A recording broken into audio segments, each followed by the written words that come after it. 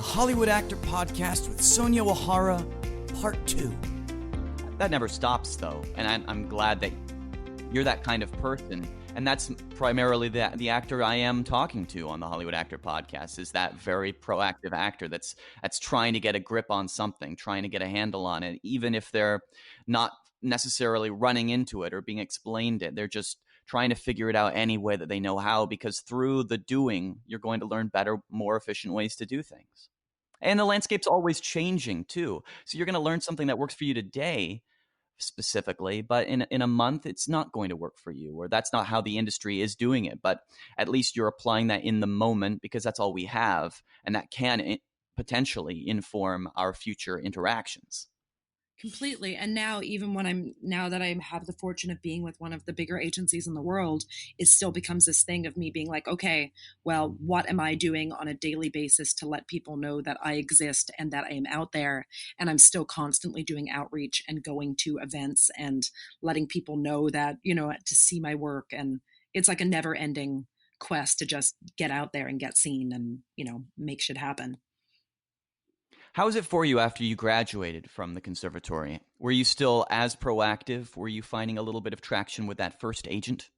Yes. So I had an interesting thing, because after graduating, I was given 1 year in the States to be able to stay and work before I would have to go back.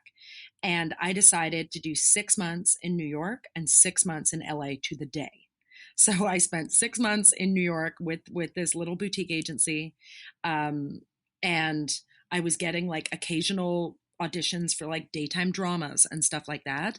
And like sometimes like some cool things that were way more advanced than where I probably was at that point. Like I was, 19 years old. I looked like I was like 14. So I was going out for really young parts, but I was auditioning against people that were Broadway child actors, So I had these auditions and I was getting in, but I wasn't really getting callbacks yet. And then I decided, okay, well, I'm going to move to LA.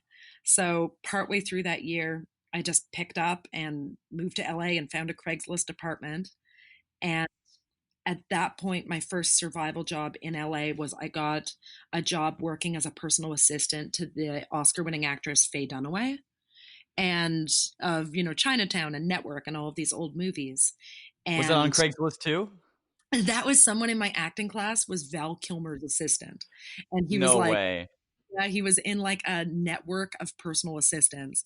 And he was like, do you want to meet Faye? And I ended up like going to her little house in West Hollywood and interviewing for her. And she was really excited. She said that I just like seemed very New York and that she had started her career doing theater there. And I told her that I was doing little production of Twelfth Night over at the complex on, Santa Monica Boulevard, like here in Hollywood. I was doing this like little production of Twelfth Night. And she was like, she commented that she had played Lady Olivia when she was 20 years old.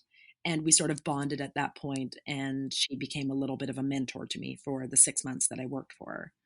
So I was doing that, and then I was just going out on all the Actors Access auditions for tiny little things before someone else in my acting class referred me to a boutique agency out here.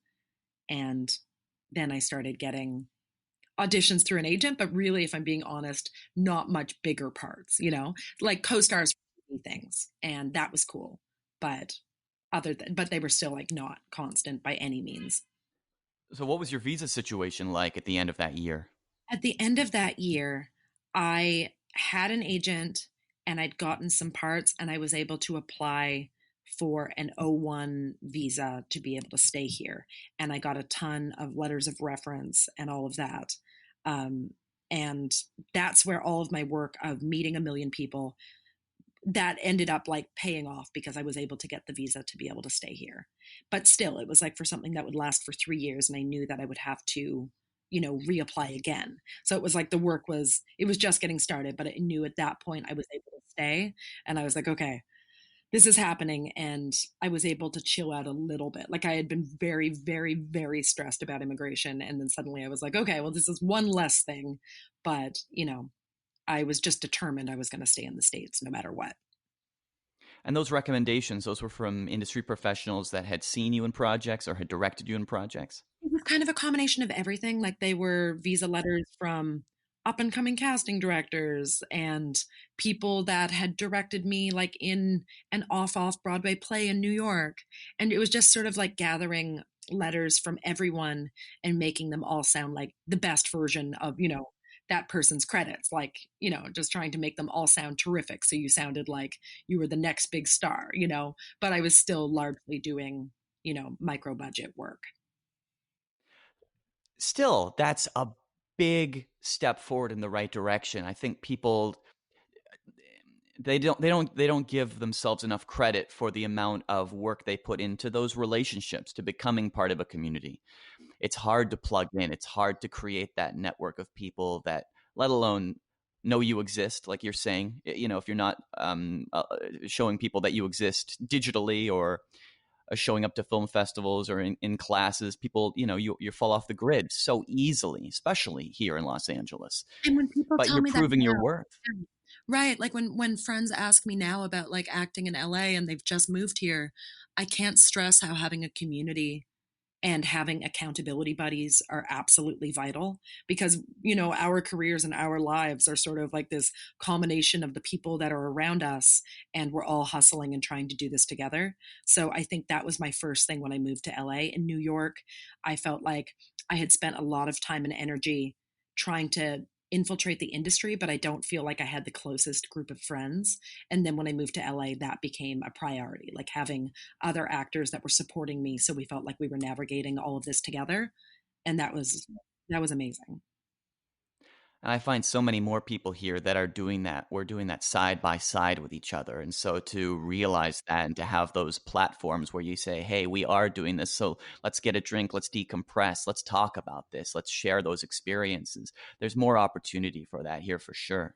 And people imagine that there's like this cutthroat viciousness, but I found that's not the case at all. Like I'm constantly taking coffee with people and telling them like how I got my first agent and referring them to things and like talking about I'm also a filmmaker and I kind of talk about like how I made my first projects as a writer director in order to get those first acting roles, And I feel like we're all in this together and I can't stress it enough like how each person that you meet that might be the thing that leads you to the next step, but it's like about making meaningful connections and making great friends. That's a great segue to your career as a filmmaker. I saw that project Doomsday that you did in New York, and that did really well. That got a lot of positive response, obviously. Was that on the heels of a project that you'd booked in those 3 years after you'd gotten that first O1 visa here in LA? Or what was Yes. that a reaction to? So when I was in LA that first time around, like 20 years old, I, through doing small things, I ended up sort of working my way up from little smaller agencies to signing with CESD and, getting a little bit of traction and getting a decent manager. But I found that I was just again and again getting these parts that were just kind of insulting, like slutty cheerleaders and like bad horror movies where I'm like running around in a bikini. And I was like, I want to be Daniel Day-Lewis. Like I was so intense and so passionate. And I was getting so frustrated with sort of the landscape as a young woman out here not being taken seriously. And at that point, I decided to go back to New York to finish my BFA in acting. And when I moved back to New York, I started writing. And at that point, I was like, I'm going to write the roles that I want to play that people aren't handing me. And I wrote a feature film called Ovum that I wrote and produced and starred in that I shot on a micro budget. But we went and I made this whole film and I hired a director and the whole 9 yards. And when that film got onto the festival circuit, that feature was that was when my career started to actually happen. I was able to upgrade to a fantastic manager. And at that point, I started getting auditions. Like I had hired the casting director who cast Homeland to cast my movie. And it was like, beg, borrowing, and stealing favors. I had known her from auditioning, but suddenly after she cast that movie, then she brought me into audition for like series regulars for Homeland.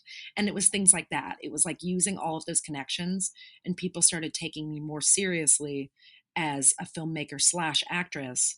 They sort of were like, okay, this girl isn't just a flash in the pan. She was able to make an entire movie. And at that point, I don't know, it's something, probably how I saw the world and how I saw my own ability. Like I took myself more seriously. And then it felt like everyone around me started to also, in turn, take me more seriously. I love that idea of rolling over connections into a project or even larger into a production company. We had Lindsay Campbell on the podcast and she was talking about those lack of female roles. She was getting frustrated. And so she created that production company as well. And she looks for projects and tries to create projects that have that female voice that deals with more complex characters to showcase herself and her colleagues that are extremely talented and just don't get the opportunities. And I think that's so exciting. Like I knew when I was casting my Doomsday show, which was the hour-long drama pilot that I made after making Ovum, I said, okay, I want this to be really diverse. I want to tell stories that, I want to largely feature voices that I don't see on screen every day. And I want these crazy female, interesting, weird characters that we normally get to see dudes playing. And I was able to use all these actors that had auditioned for my last movie, and maybe they weren't right for those characters, but suddenly, like, I had an actress named Ellen Toland who came in and she was just supposed to have like a small co-star role in the series, and then because she was so interesting to watch on screen and was such a fun collaborator, her role ended up becoming a series regular and now is like one of like the breakout actors from that series. So I just started like writing for people whose talent I loved and then fell in love with doing that. And I got to play like a cool role in it, but I wasn't in every scene. I was also really falling in love with directing and making my own stuff. And that was when I was like, okay, I think I want these dual careers. I will act forever, but I'm also going to write and direct. And you can do these things in tandem. And I realized then it wasn't like taking away from who I was as an actress. It was just also adding something else that I was really freaking excited about, That's what I think we're afraid of. I think we're afraid that it takes away from us, that it dilutes who we are. And I think we used to, maybe actors, when they were those slashes or hyphenates, people did used to get a little bit unsure of them, a little bit questioning of where they placed themselves in the industry. And so when those people would come to the industry would be a little bit wary of somebody that didn't know. But now we're not in that world anymore. No, but I remember when that was happening and when I was transitioning in that period. And I had remembered that, like, there I had this film that I had written and produced and starred in. But when I was writing cover letters to casting people and stuff at that point, I was highlighting only the fact that I was an actor in it and sort of downplaying that I had produced it because I thought it sounded more impressive that this Artios Emmy winning casting director had cast me in this than realizing, then the fact that I had gone and written my passion project and brought it to life. It was like I was downplaying my own ability as a multi hyphenate to like showcase this thing of just being an actor because I thought that's what people wanted.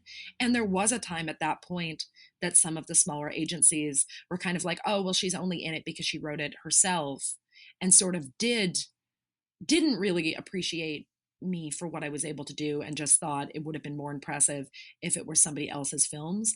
But those weren't the agencies that I eventually wanted to be with. Like now that I am repped by William Morris Endeavor, one of the reasons that they signed me as a writer, director, and actress, and they were so excited about my voice in all of these different areas. Like instead of seeing it as like, because she writes and directs, she's not a real actress, they also thought of it in a business minded way of, hey, we could get just 10% commission from just her acting career, or we could get 10% from writing, 10% from directing, and 10% from, like from all three categories. And I thought that was so interesting. Like they saw it as you being even more valuable to the agency and to the entertainment world than just doing one thing. But for a long time, I thought if I stepped out of just acting, I wouldn't be a true actress. I don't know. It was like a very limiting belief that it took a long time to get past that.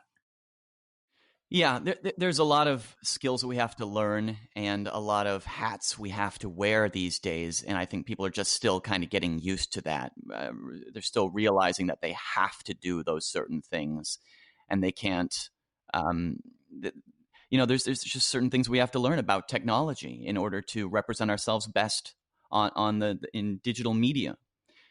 social media. And it's the same things that we had to learn about creating headshots, creating postcards. It's the same thing back in the day where, you had to know a playwright if you were going to be in a play. You had to introduce yourself. You had to hang out at the bar and talk with. They're all just different ways of saying how are we packaging ourselves for the new landscape. And it's always a new landscape. It's always changing. It's just in the last couple of years, it's been changing a lot, very And like rapidly. branding is so interesting because I do have a page on my website that's just for my filmmaking, and another portion of the website that's really highlighting just me as an actress. And there are times now I have separate literary manager and a separate acting manager at different companies. And they both, when I go in to meet with my lit manager, we're only talking about my writing career. When I go in to meet with my acting one, it's like only what auditions I'm getting. So there's still like a part of me that is compartmentalizing each of these careers. But, at the end of the day, I'm an artist who does all of these things, and, it's all just me, and you can't spend all of your time literally doing everything. So there are days that I'm just working on a screenplay, or other days I'm just focusing on my self-tape, it's it's still constantly like trying to do all the things, Yeah, but when you're plugging into the business of it, you know which resume to show. Yes. But you still have the different resumes. Yeah, it becomes simple in a way. Like when I'm going into pitch meetings and I've written multiple shows, like I know exactly, it's like people were like, do you confuse your scripts if you have 7 shows in development in different areas? Are you confusing them? And I'm thinking, no more than like a mother would forget the names of her 7 children. Like I know my shows intimately, and they're all like very clear things in my head. And it's the same with, just because you're doing multiple things doesn't mean you can be a master at multiple things. The whole idea of like jack of all trades, master of none thing, I think is like a really limiting thing that keeps people from expanding and doing multiple things well. Like they're afraid that, yes, we don't have time to maybe I'm not also learning how to be a director of photography and also learning how to edit and a million things. But, I do believe we can be simultaneously skilled at several things, and that doesn't diminish from, any of our skills. Yeah, it's maybe just how we're presenting them in the moments. Yes, for sure. Like ultimately, my goal when I see a show like Fleabag or I see a show like Barry, there's somebody that actor is the creator of the show or co-creator, and they've made a vehicle for themselves where they get to act, direct, and write. And that to me is like the goal and what is like the most exciting. And there are so many interesting people doing that. So like that's sort of how I see everything coming together to serve like my ultimate super objective. Well, and speaking of presenting, going back to Doomsday, you were not just submitting that to festivals, but you were speaking at some of these festivals, right? You were up for nominations and won awards for this. How were you presenting that material to the industry? It was so interesting because I'd made this hour-long drama and it wasn't a feature film and it wasn't really a web series. So there was this moment of people at first being like, what do you do with something that's like an hour long like that? And it was when New York Television Festival and ITV Fest and Series Fest were really, were in the spotlight.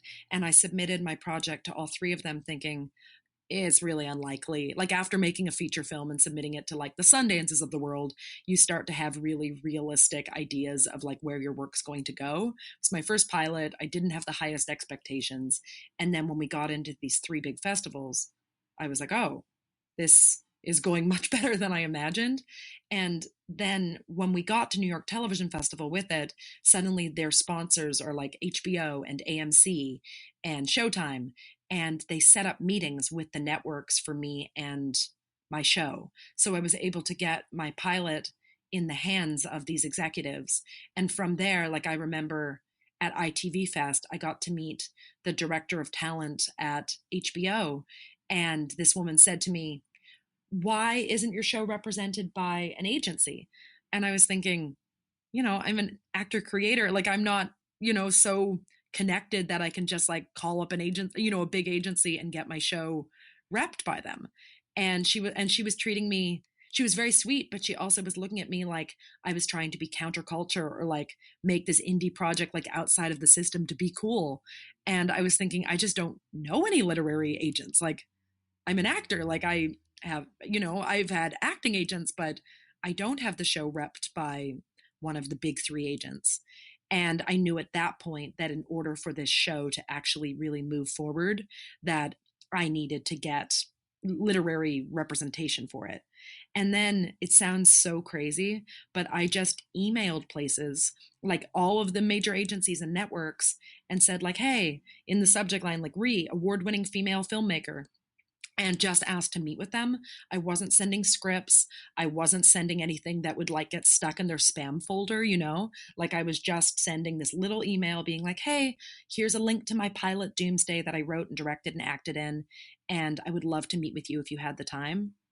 And then it was shocking. I started getting all of these responses, and I got unsolicited meetings with UTA and Gersh and WME and Blumhouse that did Get Out and Paramount and A24 and all of these companies. This was last year when after the Oscars, the world was saying like, take meetings with women, like put your money where your mouth is, like actually bring in female creators. And it seemed like all of these companies were suddenly doing it. And off of my Doomsday sample, I suddenly got like 17 meetings with all of the networks. And it was sort of life-changing. But that came from me just going to all of the festivals, showing my show, and then some of the festivals would ask me to be on panels. And when I was asked to be on the panel at South by Southwest for their like indie TV panel, that was sort of when the industry took notice. And they're like, okay, well, guess we'll meet this proactive Sonja girl. And that was insane. Like I didn't think it would go like that, but that's what ended up sort of being my break. Thanks for listening to the Hollywood Actor Podcast. If you enjoy this content, don't forget to rate and review on Apple Podcasts or wherever you're listening.